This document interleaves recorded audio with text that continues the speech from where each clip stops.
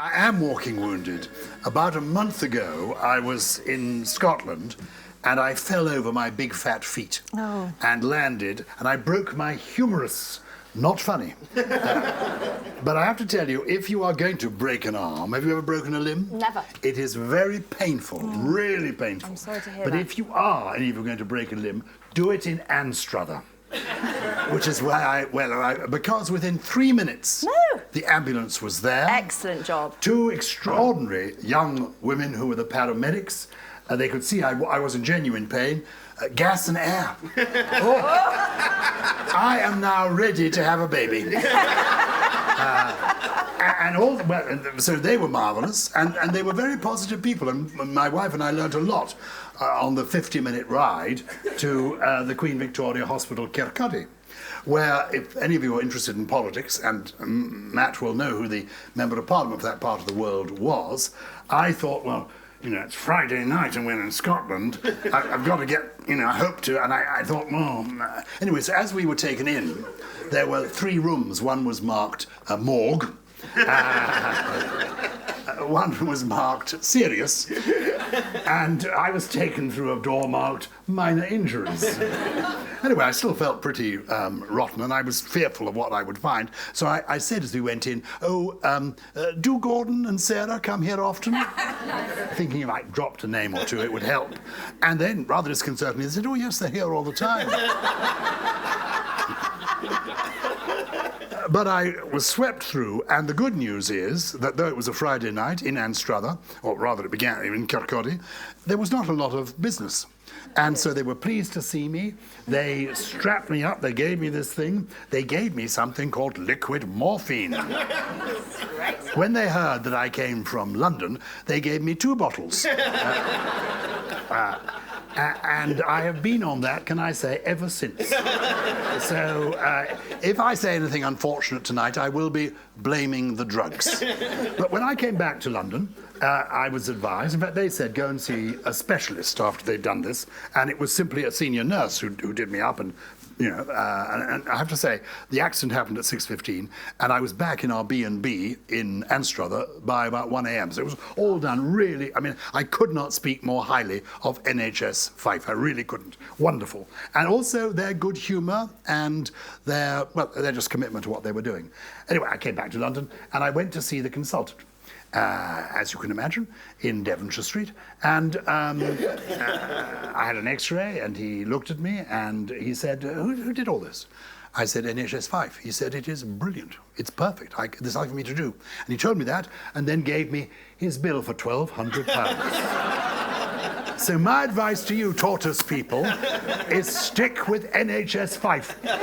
If anything goes wrong tonight in Berners Street, I will not be going to Devonshire Street. I will be getting the train, if there is one, straight up to NHS Fife. We'll send the chopper up to Scotland. So I'm pleased to be here. Well, I'm very happy to have you. The other thing I wanted to say is I was a little disconcerted. You thought it was called Just a Minute. I thought it was called Just a 60 Minutes. I was rather alarmed to hear this thing that it's a mixture of Strictly Come Dancing and Newsnight. I've been on Newsnight, and believe it or not, I was asked to be again in Strictly Come Dancing this year. Can you imagine? But I wish I had done it, because think of the sympathy votes one would have got. I am going to remove this now because you keep it on, because now they recommend that the arm just rests, so I don't really need it. Oh, it's quite an interesting experience in its own way. One is so. Can I say something? Moving the arm about. At my age, this is as close as I get to an erotic charge. So I've been on Newsnight. I've taken part in something called Strictly Come To. Yes. And I've been, and also it's a show. The thing was described as a show. Yes. I didn't realise that's what Tortoise was. I thought you were an intellectual group. There's all the latter-day Jean-Paul Sartre and you being Simone de Beauvoir. That's what I was expecting. But a show is something a little bit different. Yes. Well, now the show really starts. Wait till I ask a question. Oh no. Don't rush yourself. Because I like the idea of being in a show. Because when I was a very little little boy, I wanted to be an actor. I didn't. When I was a very little boy, I wanted to be Prime Minister. And there may be people here this evening who rather wish that I was Prime Minister. But my mother wanted me to be an actor, and I was an actor. And the first time I appeared properly on the stage, it was a bit like this. It was I was very young, it was virtually a studio production of Hamlet. And I played the part of Hamlet. I know, it seems a bit unlikely now, I agree, but it was more than 50 years ago, and it was not a success. The audience didn't like it. The critics really didn't like it, and that encouraged the audience to come, knowing they weren't going to like it. And they came prepared. They threw eggs at me. No, seriously, threw eggs at me. It went on as Hamlet, came off as omelette. I will tell one more story, and then I'll let you speak for 20 minutes. I wouldn't if you were Paul Merton, but I will let you because it's you. When I did this original production of Hamlet, I thought, I'm only 21, it's ridiculous, I'm too young, but I'm doing it. And I thought, what I can offer this is youth. So I thought I would explore the relationship between Hamlet and the fair Ophelia. That's what I could give it at that age, the romance of it. But if you know the play, it's quite opaquely written, what's going on with Ophelia, how intimate they are. It isn't clear. And so I went to see one of the older actors in the company. An old boy was then playing the part of Polonius, but had himself played Hamlet many years before. And I said to this old boy, what do you think is going on between Hamlet and Ophelia? How close are they? How intimate are they? For example, does Hamlet sleep with Ophelia? And the old actor replied, well, I don't know about the West End, laddie, but we always did on tour.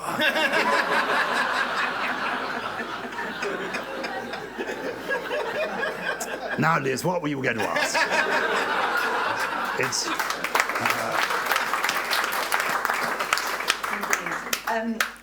Thank you for that, Gyles.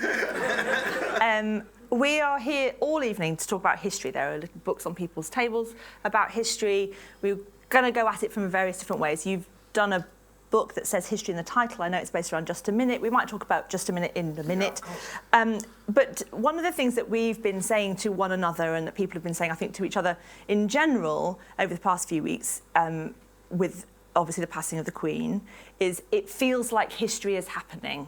How have the last few weeks been for you? Well, very interesting. And Lord Hennessy, Peter Hennessy, those who are interested in constitutional history will know Peter Hennessy as a great person, a great human being, but also a very interesting writer.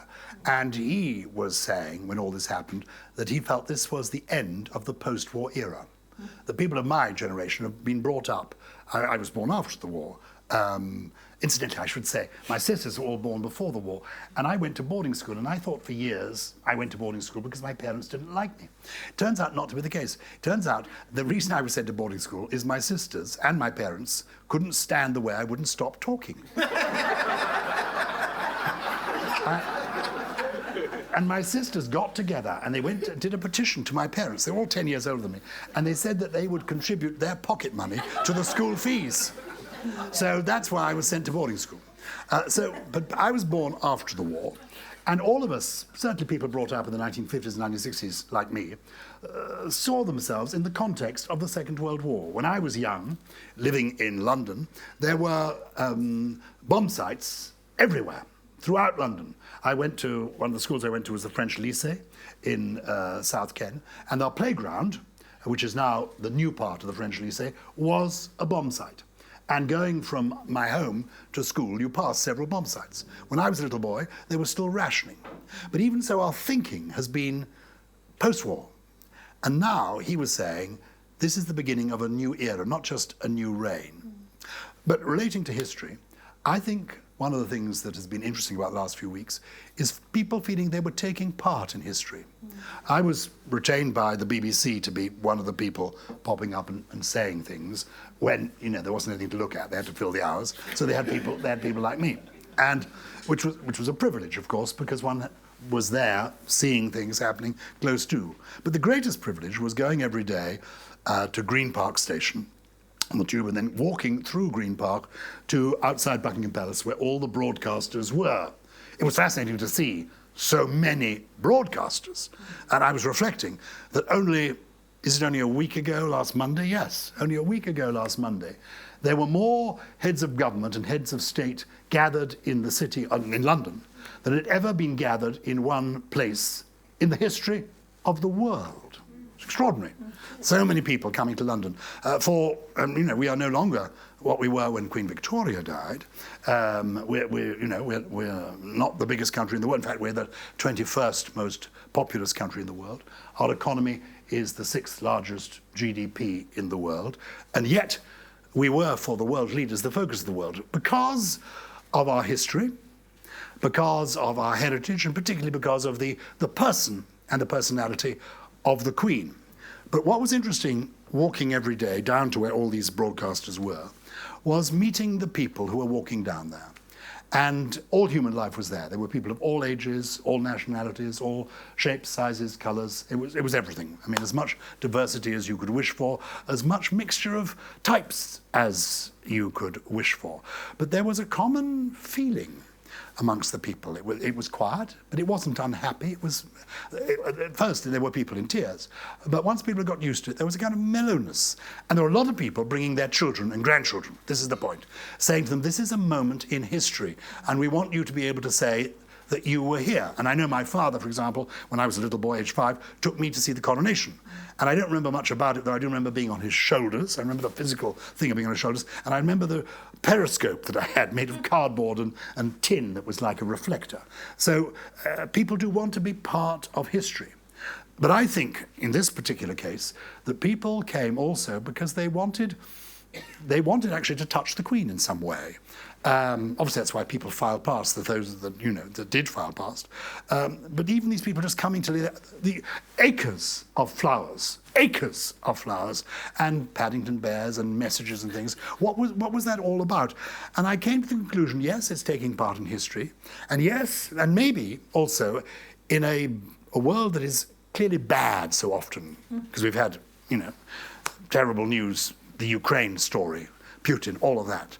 In a world of bad, of evil, of horrible things, the Queen was an exemplar of good. Everyone knew that she was decent, consistent, kind, thoughtful, a good person, and a very thoughtful person. You know your word slow up there, when I mentioned this to you down there, made me think of the Queen, only because I had, over the years, I was lucky enough to meet the Queen on a number of occasions, and I found that she actually had quite a lot of radical flourishes to her in conversation. Not party political at all, but what I would call a radical feel to her. And yet I always thought of her as a very conservative person. And I said this once to one of her private secretaries. He said, yes, she is conservative with a small c, in the sense that she believes in going quite slowly and doing things as they were done before. If it's not necessary to change, it's necessary not to change. But he said she does it for a purpose. There is policy there. I said, oh, really? Yes. And he said, and I think he had picked this phrase up from the Queen, he said, yes, I think Her Majesty believes in going at the pace of the slowest person in the kingdom so that nobody should ever feel left behind. Which is an interesting thought. So here was clearly a good person. People perceived her as a good person. Even though she was different, she lived in castles. She had, particularly when she was young, that rather strangulated voice. She wasn't, in a sense, one of us, nor ever pretended to be. She was what she was. But she was also an exemplar of goodness. And I think people were reaching out to that and getting something from it. Kings and queens, when you learn history at school, it tends to be quite kingy and queeny, what you learn about various different times. And there's some lovely illustrations in the book that sort of really speak to what we're trying to get at this evening about both the sort of capricious specificity of what we think we know about history, and in the context of a big mush of vagueness about what was concurrent with what and what means what to what thing. It's really very funny, but the overall project of this is you trying to, through the medium of Just a Minute, capture, I think you call it, vividly but not accurately, the very essence of Britishness. Tell us about that. I'm still trying to get my head around capricious specificity. We will later exchange tongue twisters, because I love that. You've got to be so careful with what one says. The first time I appeared on radio, we'll come to just a minute in a moment, was again when I was very young, in my acting days, when I was doing Hamlet. I got a radio part, and it was so long ago. I think it may have even been on the home service before Radio 4 was invented, and they did live radio drama, and I only had a very small part as a young detective. And live radio, I played this young detective, I only had about one line, 2 lines maybe. And anyway, I came into the room towards the end of this hour-long drama, live radio, getting more and more nervous. And I then had this one line, and the line was this: "That was the chair Schmidt sat in when he was shot."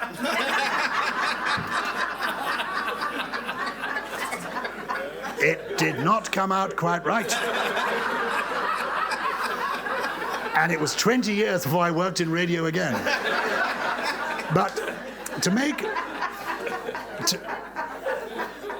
a serious point here, you talk about history and kings and queens. I've wanted to do this book for many years. When I was a little boy, I loved a book called 1066 and All That, which was turned into a stage show, written by 2 schoolmasters, Sellers and Gateman. It's a most delightful book, and it is cod history. It's, as it were, the horrid histories for grown-ups and written, I think, between the wars. It's a lovely book. And, of course, kings and queens, and we're going to talk about those, I'm sure, are interesting. But when I read all the history.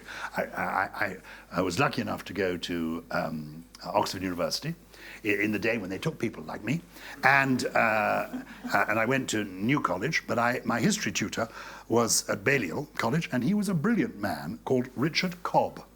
Now, those of you who know anything about history teachers and academics will know of Richard Cobb, because he is the person who, in a way, invented bottom-up history. And we did the French Revolution, for example, and he was a pioneer of telling the story of the French Revolution through the peasants, through the people in the villages and in the streets. And he didn't tell you about Robespierre and the king and the court, and that was covered. But basically, he was telling us what was happening in the fields and the farms and the villages. And so he taught me that history is, yes, it's people, but the kings and queens are only part of the story. The main part of the story, history, is the people, is really the people. That isn't necessarily reflected in the book because there are lots of kings and queens. So what happened, I wanted to do 1066 and All That, and my publishers said, well, fine, if that's what you want to do, but you are associated with this radio program called Just a Minute. So why don't you do it in the style of Just a Minute? And it's worth throwing in here, since we've been talking about royalty, and if you've got names to drop, why not drop them? Well, the king was saying to me not long ago, I discovered, quite by chance, is this a private thing? Well, I do tell this story in the introduction of the book, so I can tell it. About 12 or so years ago, I was on Just a Minute. It's a radio program, if you don't know about it. It goes out on Radio 4. It's been going out for more than 50 years. It was invented by a man called Ian Messeter. And the idea is that you're given a subject and you have to talk about it for 60 seconds, if you can, without hesitation, repetition, or deviation. And it's fun. And the real fun of it is that it is genuinely spontaneous. If you do, and I have done programs, and I love QI, for example, or Have I Got News for You? If you do these programs, they last 3 hours. They record for 3 hours. And then they do, 28 minutes. And it's fine if you're Ian Hislop or Paul Merton, because you just sit there, and when you say your bit, they use that.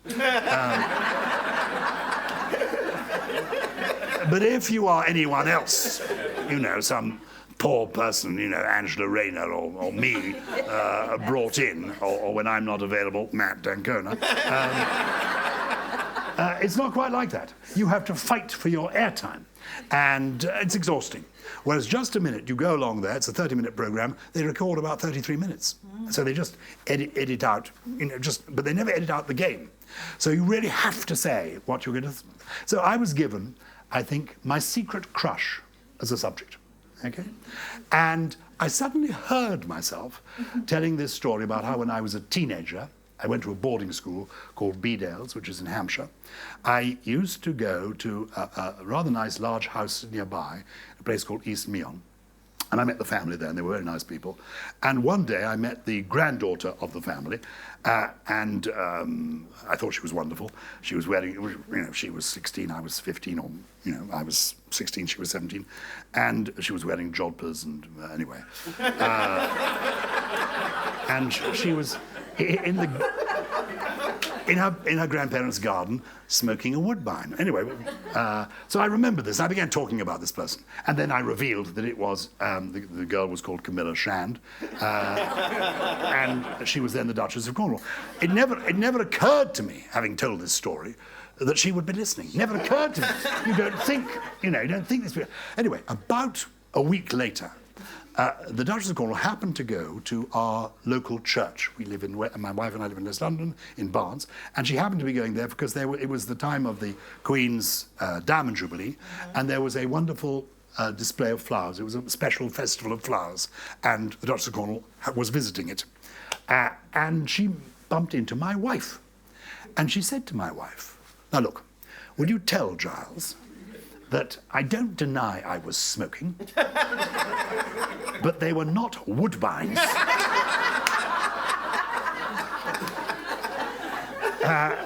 Well, as a result of this, she then said, I said, "Oh, interesting. You listen to the programme." And she's sweet enough to say she loved it. And she also said her husband, then the Prince of Wales, now the King, also listened to it. And then I found myself talking to the Prince of Wales, and he said, "Oh, no, not only did I listen to it, I'm not going to do the impression. Not only because I haven't got a pen handy. Not only do I listen to it, but he said a few years ago I used to, when people had answering machines, I used to leave messages for my sons, William and Harry, in the style of Just a Minute. So I would phone up and try and get the message across in 60 seconds without hesitation, deviation, or repetition. Yeah. Amazing. So this is turning into more of an exclusive than we realise, isn't it? Oh, dear. Brilliant stuff. Yeah. So if you flick through the pages of this, bearing in mind it's the vivid but not accurate capturing of the essence of Britishness, I've picked a few that I particularly liked. I particularly liked Witchcraft, Mary Stopes, The Birth of the BBC, Pick Up a Penguin, and Living in the Here and Now. That's just a few that I picked. But there's lots in here. Train Spotting, Mrs. Simpson, Who Invented the Jet Engine, Alexander Fleming, Isambard Kingdom Brunel. You might expect to get him. Yeah. But there's, how did you pick these are the things? Because actually, it feels very familiar to me, this version of Britishness. Yeah, and I think that's important.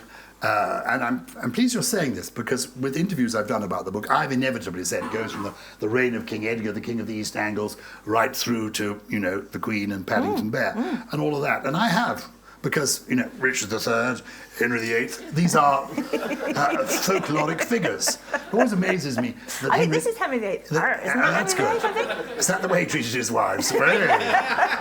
But it's extraordinary that we celebrate Henry VIII. I mean, there's a great Holbein painting, but nonetheless, you stop to think about what he was up to.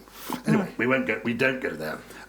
But what is relevant to what you're saying is that this is really what this book is, a celebration of the British myth. And by chance today, I came here from recording a podcast with Ben Okri. You will know Ben Okri. He's a most wonderful Nigerian poet, novelist, playwright, and I think a remarkable human being.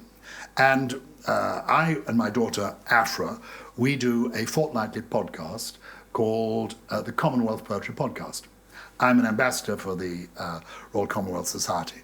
And when they asked me to be that, I thought we all love the Commonwealth. Then I went home and my wife said to me, "What do you know about the Commonwealth?" And I thought, well, actually, what do I know? I know the Queen loves the Commonwealth. I know we all pay lip service to the Commonwealth. I know it incorporates 2.5 billion people. I know it's growing and not shrinking. And I know there are countries joining the Commonwealth that have nothing to do with the old British Empire. Countries, well, lots of countries. I think 2 have only just joined this year. Gabon and Rwanda joined recently.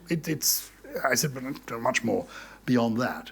And I thought, well, how can we visit the Commonwealth? I thought, well, I suppose I could go to these 56 countries in the Commonwealth. And I thought, well, I can't literally. And I thought, I love poetry. I really love poetry. It's one of my passions, one of my enthusiasms.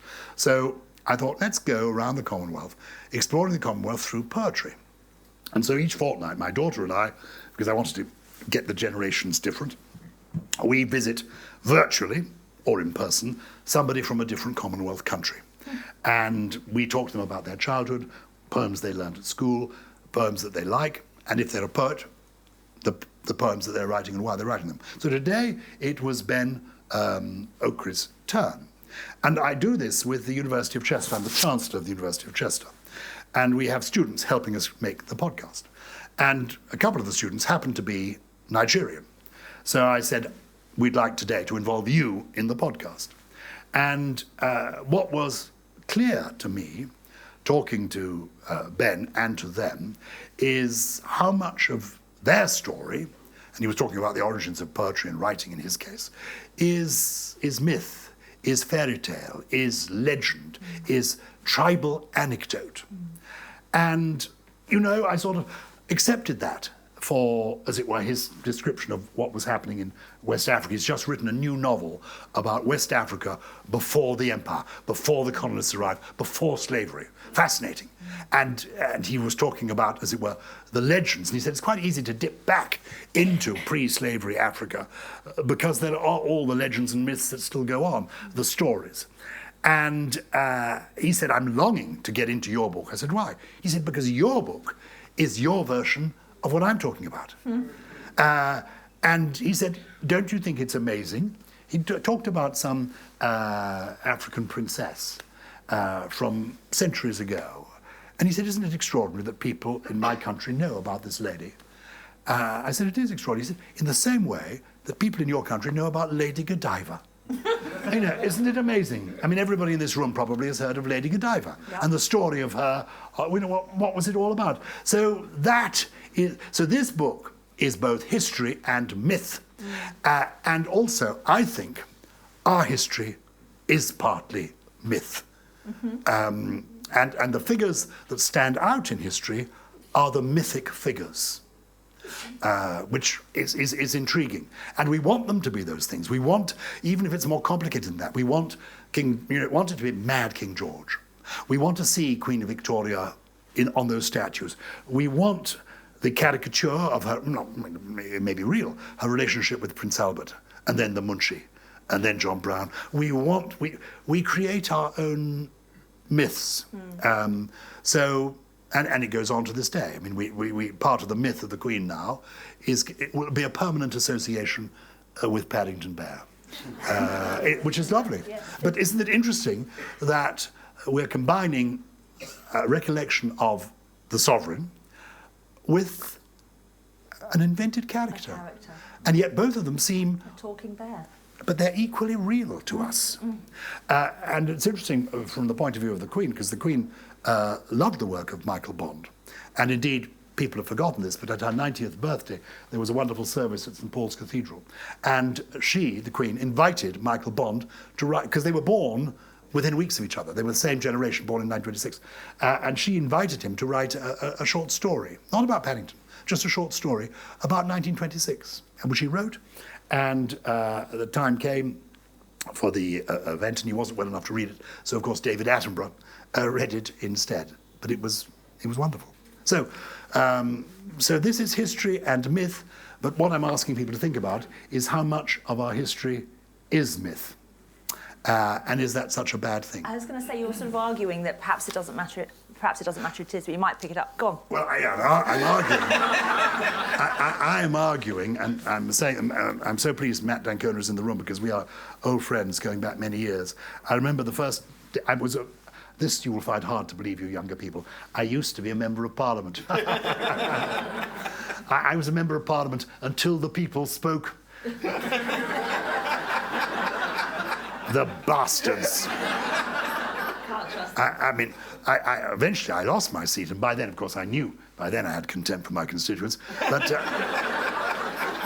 it came it came as a bit of a shock to the system to find the feeling was entirely mutual. And it did not help that my darling wife put our house in the constituency up for sale during the election campaign. Literally, on every other house in the street, it said, vote Brandreth, vote Brandreth, vote Brandreth. On our house, for sale. Did you enjoy being an MP? I loved being an Did MP. you? And I was in the whip's office, which was completely fascinating. I loved it. I loved being... government is the thing. That's what I discovered. It's quite frustrating being a backbench member of Parliament. Being in the whip's office was ideal because you see the workings of government. And if you're interested in people, it's all about people. But when I first arrived in Parliament, my whip said to me, don't get too hot under the collar about any of this. Everything blows over. And I said, oh, yes. He said, yes. He said, remember what Arthur Balfour said. You will know, historians will know, Balfour, famous for the Balfour Declaration, creation of Israel, all of that. But he was Prime Minister earlier. And I said, what did he say? And Balfour is alleged to have said, I've not found it written anywhere, but Matt perhaps can put us right on that. Balfour said, nothing matters very much, and most things don't matter at all. And so that was my philosophy when I was a member of Parliament. Some things do matter. But weathering the storm is what matters most. Obviously I knew Tony Blair because he was the leader of the opposition when I was an MP, and also I have a teddy bear collection. I love teddy bears. And it lives now at Newby Hall in Yorkshire. Oh, I love Newby Hall. I'm from Yorkshire. Very good. It's near Ripon, a beautiful building built by Christopher Wren. And interesting enough, the British royal family would have gone there during the Second World War. If the Nazis had landed in London, the royal family would have been sent to God's own country, Yorkshire.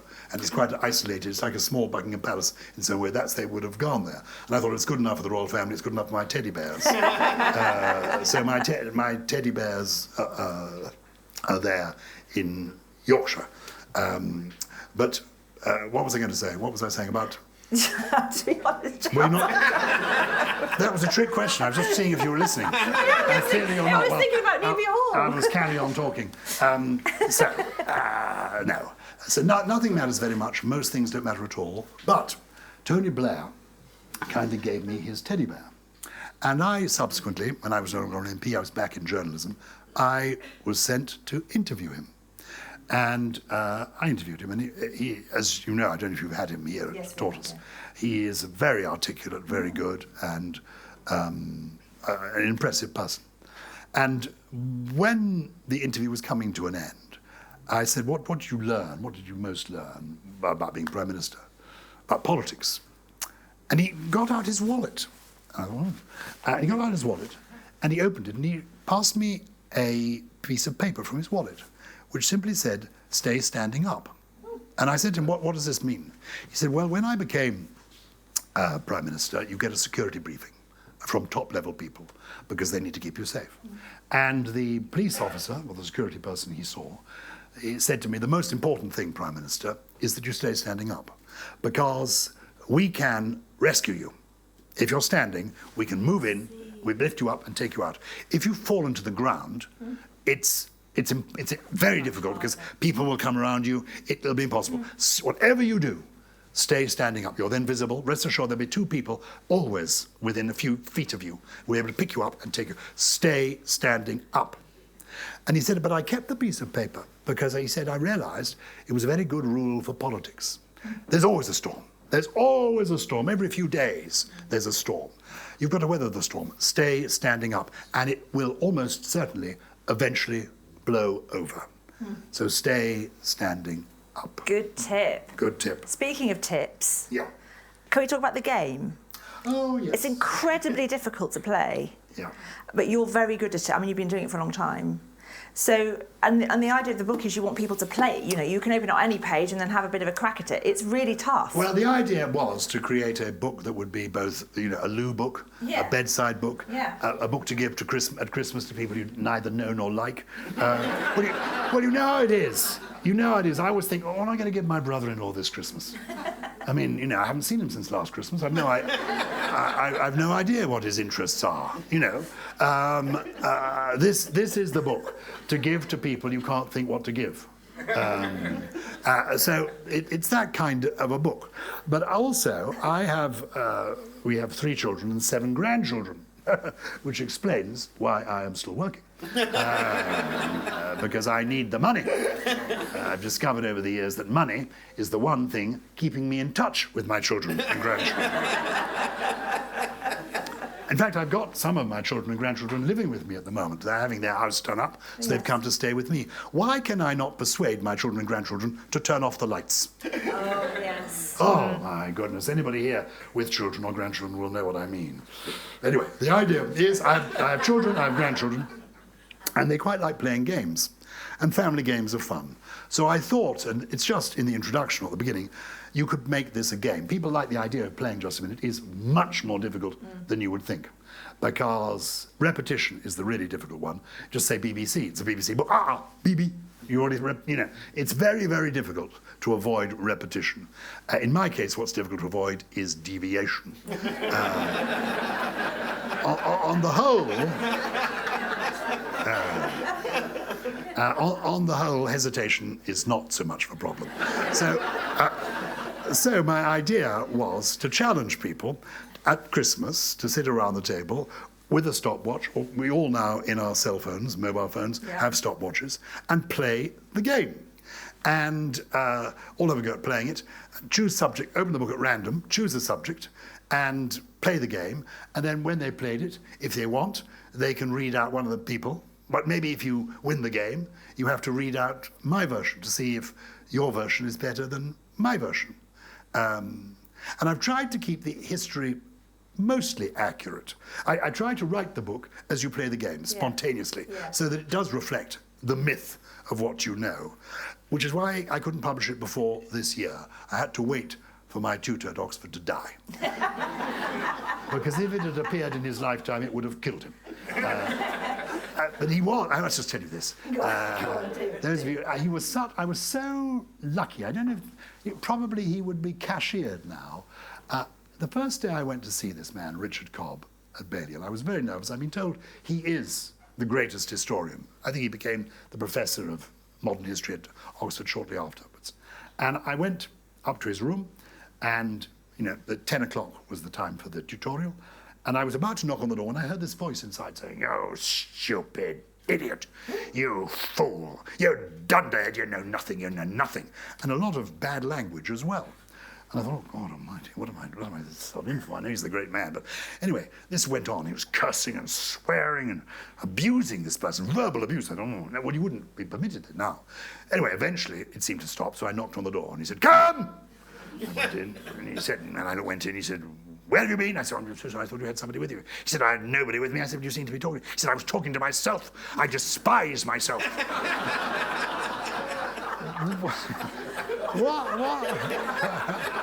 What had happened? He had the proofs of his book on the French Revolution, one of his many books, which I think he wrote in French, and then, like Samuel Beckett, and then translated into English. Anyway, he couldn't find the proof somewhere, so he was cursing himself. Anyway, it was the first time I'd had a full-bodied glass of claret at 10 in the morning.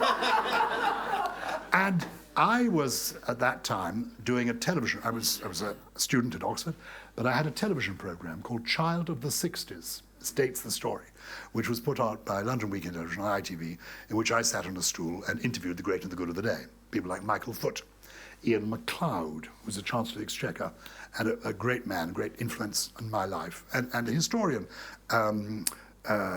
Lady Longford, who was the mother of the Fraser family. Anyway, a great lady. And I was doing this program and had to go to London. And he thought, "Oh," he said, "you go to London?" Because I said, "I can't do the tutorial, sir, next Tuesday." He said, "You go to London?" We said, "I'll come with you." So we turned up at 9:45, because the tutorial begins at 10. We got the 10 o'clock to London. And in those days, there was a buffet car that you went to, where on the trains they would serve drink. So we drank quite heavily. from 10 till 10:35. And then he said, I don't think much of the claret on this train. We were at Reading. So we got out, and I promise this is true, we went to the station buffet, where they had a very nice Medoc. So he was a great and a good man. And you know what he personifies, and in a sense what this book personifies, and in a way what's happened in the last 10 days personifies, is British eccentricity. Both the majesty of it, I mean the ceremonial during the funeral was extraordinary and moving and so impressive and beautiful. Those boys, the young men who were carrying the Queen's coffin, just mentioning them, I'm tearing up. It was fantastic. But also, if you stop to think about as the Queen's cortege arrived back at Windsor, the man who looked after her horses standing there with her pony Emma and the corgis. Wonderful. And the fact that, as it were, the transition was so easy. When you stop to think about this curious system that has been with us, but has varied, of course, over the years. The Queen was no longer an executive monarch, as her great-great-grandmother, Queen Victoria, had been. But nonetheless, people coursing through her veins was an element of the blood that had been coursing through the veins of King Edgar more than 1,000 years ago. It's completely extraordinary. And it is, in a way, eccentric. And, on one day, the Queen dies. The royal standard does not come down because, the Queen is dead, but long live the King. Immediately the transition happened. Within 24 hours there was the King making, for me, a very moving speech. I know not everyone will feel this way, but making, for me, a very moving speech on television. And I thought, this strange, eccentric British thing sort of works, and on we go with it. So this is a book about history, about myth, about eccentricity. And that's why we celebrate the fact that we are British. It's a real pleasure, the book. It's rather better than one you stick in the loo or give to someone you don't like. I think you're doing yourself a disservice. In the last 3 minutes, Gyles... But this is just a warm-up. We haven't started... I know. We'd agreed all these questions we were going to ask. In the last 3 minutes, just as you're chatting away, you do look a little bit like the King. Just a little bit. Well, I am the same. We were born in the same year, hard as it is to believe. The lights here are very flattering. I was one day, during those 10 days between the death of the late Queen and the funeral, I went every day, as I mentioned, with the BBC to Green Park and then walked down to where the studios were. And one day, about a week in, I was walking along there when a little boy, aged 6 or 7, came running towards me and did the most magnificent bow and said, "Your Majesty." He thought I was the King. And I was very touched. What had happened was his mother had said, seeing me coming along, "Oh, look, it's Gyles off the telly." And he thought she'd said, "It's Charles off the telly." So he thought I was the monarch. And I thought, well, do I play along with this? And my wife said to me, "I bet you did." And I did, but I didn't. Because the mother came up and then said, "Oh, you're not wearing your funny jumpers." And it rather sort of ruined it.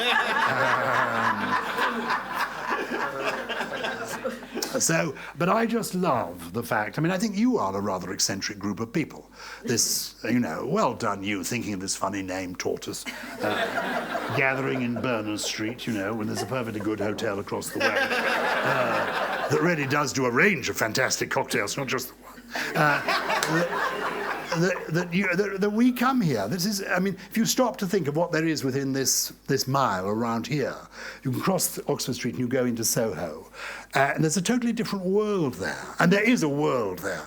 That's what's so wonderful about this country and the English language. My other great love, as well as history and poetry, is our mother tongue, our parent tongue. Now, the English language, the lingua franca of the world, spoken in Commonwealth countries, spoken in, it is the world's most popular language. The language of Chaucer and Shakespeare, and it is a melting pot. The language is a melting pot. We have words in our language from every country, literally, under the sun. You know, you name it, from Greenland, Iceland, India. We've got words from everywhere, and we have people from everywhere. And they are part of the extraordinary, eccentric British story, which is why I love it, and I suppose why I've written the book. Giles, it's been an absolute treat listening to you. Thank you so, so much for coming. You've got us off to a brilliant start for Tortoise. Hasn't it been amazing, Gyles Brandreth?